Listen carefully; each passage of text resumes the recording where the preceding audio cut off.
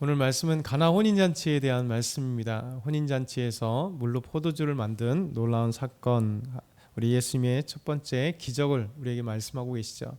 특별히 예수님의 신성, 요한복음은 예수님의 신성에 대해서 말씀하실 때 예수님이 첫 번째 이 기적을 통해서 하나님의 역사, 하나님의 능력을 우리에게 보여주십니다. 그러면서 오늘 말씀을 통해서 우리에게 던져주시는 게 믿음의 법칙이라 이런 생각을 해요. 믿음의 법칙은 뭐냐면 없을 때 하나님 채우신다. 우리 예수님께서 채우신다. 그러니까 없을 때 기적이 일어난다는 거죠. 이제 보통 이제 대부분 다 있음에 대해서 우리가 생각을 하잖아요. 뭔가 있어야 되는 것, 돈이 있어야 되고, 뭐 학력이 있어야 되고, 무엇인가 있어야 되고, 무엇이 있어. 그래야 우리 마음에 이제 평안함을 느낍니다. 왜냐하면 없으면 불편하거든요. 없으면 힘들거든요. 근데 하나님은 놀랍게도, 우리 예수님은 놀랍게도 그 3년의 사역을 보세요. 항상 없음 속에 하나님의 기적이 일어납니다. 그렇죠? 병들었을 때, 건강이 없었을 때 병 고침의 역사를 체험하게 되고, 그렇죠? 때로는 귀신들로 고통당하는, 정상인과 같지 않은 그 상태에서 귀신이 쫓겨나는, 그래서 해방의 그 기쁨을 누리게 되는 거죠. 그래서 우리 주님은 항상 없을 때, 오병이어 칠병이어도 기독도 보면 그들이 아무것도 먹을 것이 없었을 때 기적을 우리 주님께서 행하시는 거죠. 왜냐하면 없으면 우리 주님을 채워줄 수밖에 없는 거죠. 그러니까 없는 사람들은 반드시 주님을 바라보게 돼 있는 겁니다. 그래서 오늘 말씀을 보게 되면 바로 없을 때 우리 주님께서는 놀라운 기적의 역사를 이 없을 때 행하셨다라는 거죠. 이것이 첫 번째, 부족함은 기적의 시작이다 우리에게 말씀합니다. 요한복음 2장 1절에서 5절 보면 사흘째 되던 날 갈릴리 가나에 혼례가 있었다. 그러니까 그 혼인잔치는 보통 7일 정도 이어집니다. 우리나라는 보통 요즘에 하루 이렇게 하는데 7일 동안 이루어지는 거예요. 그러니까 원래 7일은 여러 가지 의미들이 있고요. 먼저 혼례는 이제 신부 집에서 합니다. 왜냐하면 신랑이 신부 집에 왔다라고 하는 예를 예수님께서 자주 드시는데, 이렇게 신랑이 먼저 신부 집에 와서 신부 집에서 엄청난 잔치를 해요. 일주일 잔치를 하고 신랑이 그곳에 있고, 그리고 신부를 이제 데리고 가는 겁니다.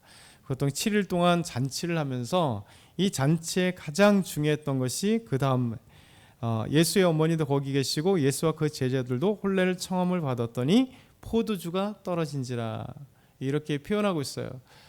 이 혼인잔치에, 결혼식에 예수의 어머니도 초청을 받았고, 그리고 예수의 어머님은, 마리아는 이 혼례잔치의 중요한 역할을 감당하고 있었고, 그리고 예수님과 그의 제자들도 청함을 받았다. 그러니까 예수님 그 가족과 가까운 사람이 결혼을 하게 된 거죠. 이 결혼하게 됐을 때 오늘 본문에 포도주가 떨어진지라, 이 표현이 되고 있어요. 이 포도주가 떨어짐으로써 가나 혼례잔치에서 놀라운 기적의 역사가 시작되는 거죠. 이 잔치에서 포도주가 떨어졌다는 것은요, 그 당시에는 아주 중요한 의미를 담고 있습니다. 유대 사회에서는 포도주라고 하는 것은 그 잔치를 빛내는 음식이에요. 그래서 포도주가 떨어지면 조롱거리가 되었습니다. 그러니까 우리나라도 그렇잖아요. 어떤 잔치에 무엇인가 빠지면 이 잔치에 별로 뭐 내놓은 것도 없네, 이렇게 얘기를 하잖아요. 그래서 특별히 전라도 지방, 요즘에는 좀 덜 희석되지만 전라도 지방 어느 순간에 언제적부터는 그런지 모르겠지만 이제 그 홍어가 되게 많이 나오잖아요. 그래서 저도 이제 전라도 쪽으로 이렇게 신방을 가거나 또 뭐 저희도 전라도에 사역했었지만 이렇게 내려가서 항상 저 전남 쪽에 장례식장이나 자주 가게 되면 이렇게 항상 나오는 게 홍어예요. 홍어. 그렇죠? 삭힌 홍어는 별로 안 나오고 다 이제 평범하게 있지만, 옛날에는 삭힌 홍어를 나오고, 또 목포나 이런 데는 아주 중요한 이 음식들이 이제 삭힌 홍어잖아요. 그러니까 결혼식에 되게 중요하게 나오는 게 홍어예요. 그래서 그 결혼식에 홍어가 빠지면 되게 이제 음식이 없다, 이렇게 얘기를 하는 겁니다. 그래서 이 홍어라고 하는 것이 이제 대표적으로 어느 순간에 혼례 잔치의 대표적인 음식이 되었듯이, 이스라엘의 당시에 오래도록, 갑자기 생긴 게 아니라 오래도록 이 포도주는 너무나 귀한 음식이었기 때문에, 그러니까 쉽게 마시지 못하는 음식이었기 때문에 그래요. 그래서 이제 포도주를 이제 8월 정도에 포도를 수확하면 포도주를 압축하여서 담고 저장을 하면 이 포도주를 혼례 잔치에 쓰려고 계속해서 모아두거나 사는 거예요. 그리고 나서 이 포도주를 당시에 보통은 2배 아니면 3배 정도의 물에 희석해서 그렇게 사용을 했다고 합니다. 왜냐하면 그만큼 포도주는 귀한 음식이기 때문에 일반인들이 포도주를 먹기는 거의 불가능할 정도로 포도주는 귀해요. 그러다 보니까 너무 고급 음식이고 아주 중요한 음식이었기 때문에 보통 이제 그 부잣집이나 권력이 있는 사람들은 포도주를 조금씩 먹는 거고, 보통 사람은 이렇게 잔치집에나 가야 겨우 먹을 정도의 그런 음식이었습니다. 그러다 보니까 이 포도주는 그 잔치를 빛낼 수 있는 아주 소중한 음식이었기 때문에 이 포도주가 떨어졌다는 것은 그 잔치집의 운명을 좌우할 수 있는 거예요. 사람들이 끝나고 나서 그 차린 게 없었다, 이렇게 조롱거리가 됐던 당시의 모습이 있다고 합니다. 그러면서 오늘 말씀, 포도주가 떨어졌습니다. 예수의 어머니가 예수에게 이르되 저들에게 포도주가 없다 하니. 사실 예수님의 어머니가 포도주가 떨어졌으면 연회장이 아닌데 중요한 역할을 하긴 했습니다. 그러면 누구에게 얘기를 해야 돼요? 오늘 본문에 보면 연회장이 나옵니다. 연회를 주관하는 장인 거예요.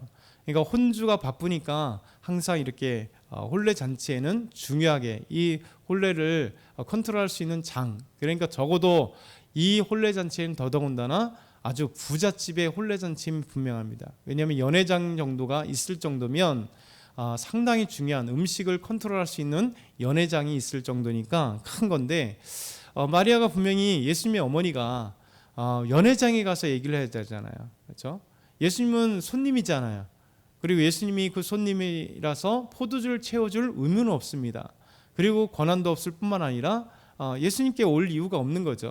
연회장에 가서 빨리 어떻게 융통을 해서 포도주를 사오든지 어떻게 해결해라, 그렇게 얘기를 해야 되는데, 마리아는 특이하게 예수님께 와서 포도주가 없다 이렇게 얘기합니다. 그때 예수님께서 마리아에게 여자여 내 때가 아직 되지 않았습니다 이렇게 얘기하는데도 불구하고 그의 어머니가 5절에 하인들에게 이르되 너희에게 무슨 말씀을 하시든지 그대로 하라 하니라. 여기서 놀라운 거죠. 예수님이 왜 이 말씀을 하셨을까라는 것을 한번 우리는 퀘스천을 갖고 생각해 봐야 돼요. 그렇죠? 분명히 예수님은 연회장이 아닌데 그 연회를 이 혼례를 어떤 주관하는 자는 아니고 초대받은 분인데, 그리고 제자들과 함께 초대받은 분인데, 포도주가 떨어져서 이제 난리 나는 이 잔치에 예수님의 어머니가 예수님께 향하여 포도주가 떨어졌다 이렇게 말씀하고 있는 이유는 바로 예수님의 어머니가 예수님이 누군가를 알고 있었던 거죠. 분명히 육신적으로는 아들이지만 우리가 주일 계속해서 생각해 보는 것처럼 성령으로 잉태된 분이 바로 예수님입니다. 그렇죠? 그리고 예수님이 12살 때 예루살렘에 갔을 때 예수님께서 이제 유월절을 마치고 돌아올 때 예수님이 사라졌잖아요. 난리가 난 거죠. 그것도 3일이나 지나서 그 사실을 아는 거예요. 왜냐하면 당시에 그 무리가 혼자 가는 게 아니라 가족 단위로 대가족이니까 친척들과 함께 가서 예루살렘에 유월절을 지내고 일주일 절기를 지내고 다시 나사렛에서 온 거예요. 혼자 오는 게 아니죠. 그러면 그 일행은 어떻게 하냐면, 보통 간 일행이니까 보통 어른들 일행이 따로 있고 아이들 일행이 따로 있습니다. 그러니까 어른들이 가고 아이들과 이렇게 함께 대그룹으로 가다 보니까 가족 단위로 가면 금방 알겠죠. 그리고 예수님의 동생들도 있고, 그리고 대그룹으로 가니까 그런. 근데 어쨌든 3일 뒤에나 예수님께서 사라진 것을 알았었고, 그리고 불이 나게 예루살렘 가서 성전에서 찾아봤더니 그 어린 예수님께서 12살밖에 되지 않은 예수님께서 성전에서 그 랍비들이나 성전의 종교 지도자들과 함께 묻고 답하는 것을 보면서 다들 놀래하는 거예요. 어떻게 이 아이가 12살밖에 안 됐는데 이런 엄청난 말을 하지? 이렇게 놀래고 있을 때 요셉은 혼냅니다. 왜 아이야 우리가 너희가 찾았는지 알지 못하느냐. 그런데 그 뒤에 놀랍게도 표현한 게 뭐냐면 마리아는 마음에 두니라. 그러니까 놀라운 것을 알고 있는 거죠. 그러니까 예수님은 항상 또 이 어머니를 통해서, 또 어머니는 예수님이 누군지를 항상 알고 있었던 거죠. 그러면서 이제 예수님께서 제자들과 함께 있었다는 것은 이제 구원 사역의 시작을 알렸던 거예요. 이제 나가서 성인이 되어서 가정을 챙기지 몫을 떠나서 이제 한 사람으로 나가는데 뭔가 다른 거죠. 그렇죠? 그러면서 구원 사역의 시작을 알렸을 때 마리아는 알았던 겁니다. 그래서 예수님께 포도주를 떨어진 것을 예수님께 말씀을 드리는 거예요. 여자여 내 때가 되지 않았습니다 하는데 하인들에게 얘기하는 거죠. 하인들에게 예수님께서 무엇을 원하든지 그대로 하라 이렇게 얘기를 하는 거죠. 그러면서 여기서 기적의 시작이 일어납니다. 없을 때 기적은 시작된다는 거예요. 그러니까 저와 여러분이 삶 가운데 항상 비게 돼 있어요. 저도 마찬가지고 여러분도 마찬가지일 겁니다. 대부분 다 무엇인가 비어있는 상태죠. 그런데 이 비어있는 상태가 하나님의 은혜를 받을 수 있는 통로가 되는 거예요. 왜? 당장은 힘들어요. 그렇죠? 전전긍긍해요. 저도 그렇고 여러분도 긍긍합니다. 근데 우리 주님은 이 비어있는 것을 아시기 때문에, 그렇죠?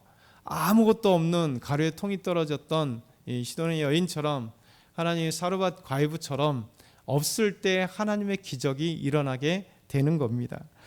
그러면서 오늘 말씀 보니까 두 번째는 기적은 믿음대로 이루어진다는 거야. 기적은 믿음대로 이루어진다. 우리 6절부터 10절 다시 한번 읽어볼게요. 6절부터 10절 시작. 거기에 유대인의 정결 예식을 따라 두세 통 드는 돌 항아리가 6이 놓아있는지라. 예수께서 그들에게 이르시되 항아리에 물을 채우라 하신즉 아구까지 채우니 이제는 떠서 연회장에 갖다 주라 하심에 갖다 주었더니 연회장은 물로 된 포도주를 맛보고도 어디서 났는지 알지 못하되 물 떠온 하인들은 알더라.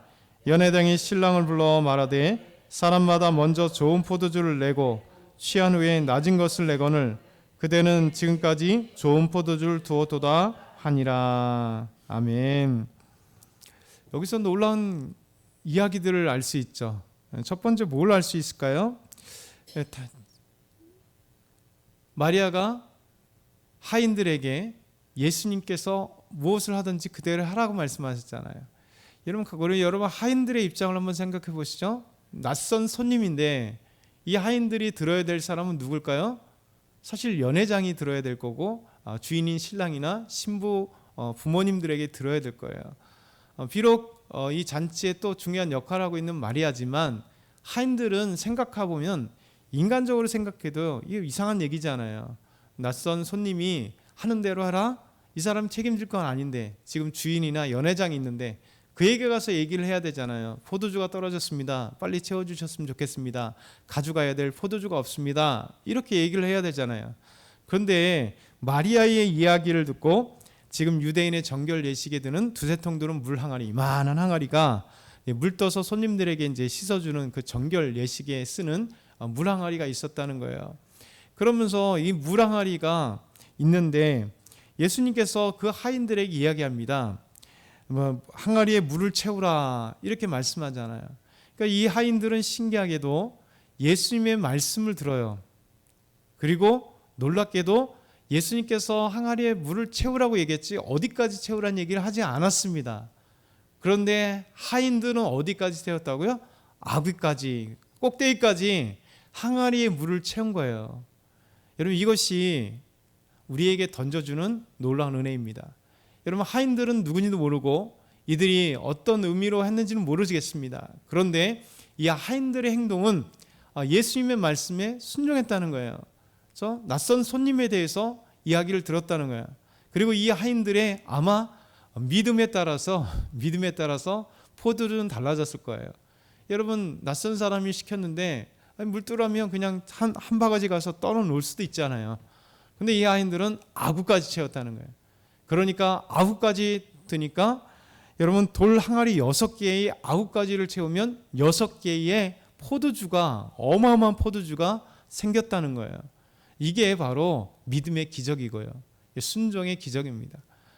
우리가 주님이 말씀하시는데 이 하인들처럼 우리가 믿음을 크게 해서 이만큼 가지고 있으면 비록 빈 것이지만 우리 주님 채우실 것을 믿고 나아가면요 돌 항아리 6개를 꽉 채우는 거예요.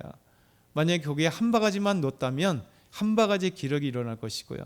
그런데 이 하인들은 6개의 항아리에 아구까지 꽉꽉 채워놨다는 거. 얼마나 힘들겠어요. 이 하인들이 동네 우물가 빨리 가갖고 퍼갖고 여기 채워야 될 텐데 그 쉽지 않았을 텐데 이것 속에서 하나님께서 역사하신 거죠. 더더군다나 예수님께서 말씀하십니다. 이제는 떠서 연회장에게 갖다 주어라. 떠서 갖다 주라는 거예요. 지금 뭡니까? 뭐가 부족하다고요? 포도주가 부족하잖아요. 포도주가 없는 거예요. 그런데 자기네가 지금 이 돌 항아리에 물을 채웠어요. 하인들은 너무나 잘 알고 있는 거예요. 내가 채운 건 물인데 지금 없는 것은 포도주인데 이 물을 갖다 떠서 연회장에 갖다 주어라? 말도 안 되는 얘기를 하는 거잖아요. 그러면 하인들이 이 물을 떠서 연회장에 갖다 주면 연회장이 화를 내지 않겠어요? 이 종들에게 엄청나게 아마 화를 내고, 지금 종이란 말이에요. 하인이란 말이에요. 그러면 연회장은 이들에게 벌을 줄 수도 있습니다. 지금 장난하냐고. 그런데 예수님의 이 말씀에 하인들은 두서없이 남의 집 하인들인데요. 예수님과 전혀 상관없는데 그럼에도 불구하고 이 하인들은 물 떠나노라 했더니 6개 든 게 꽉 채우고 갖다 주라 했더니 그걸 퍼가지고 연회장에 갖다 줍니다. 그러니까 연회장이 이것을 맛보고 놀라죠. 어떻게 이 좋은 포도주가 있는가? 이 좋은 포도를 있는가? 그러니까 신랑이 얘기를 하는 거죠. 아니 사람들은 당연히 안 취했을 때 좋은 포도주를 먹고 나서 취하고 나면 잘 모르니까 그냥 나쁜 포도주, 막 물 섞은 포도주 가져와도 별로 모르는데 어떻게 이렇게 좋은 포도주를 나중에 낼 수 있느냐. 그런데 여기서 중요한 말씀이요. 연회장은 모르지만 이 안에 누가 안다고요? 떠다 준 종들, 하인들은 알더라, 이렇게 말씀하고 있어요. 이게 놀라운 은혜인 것입니다. 저와 여러분이 우리에게 놀라운 은혜들을 기억할 때 우리에게 오늘 2가지 놀라운 법칙을 우리에게 말씀하세요. 비었을 때 기적이 시작이다. 또 순종할 때 하나님이 그 순종의 분량만큼 우리 주님은 채워주신다는 거예요. 그래서 우리 삶에 부족하지만, 여러분 부족한 것에 대해서 힘들어하지만 그것을 끝나지 않았으면 좋겠어요. 우리 주님께 맡기고 기도할 때 하나님이 우리의 믿음만큼 채워주시고 기적의 역사를 베풀어 주십니다.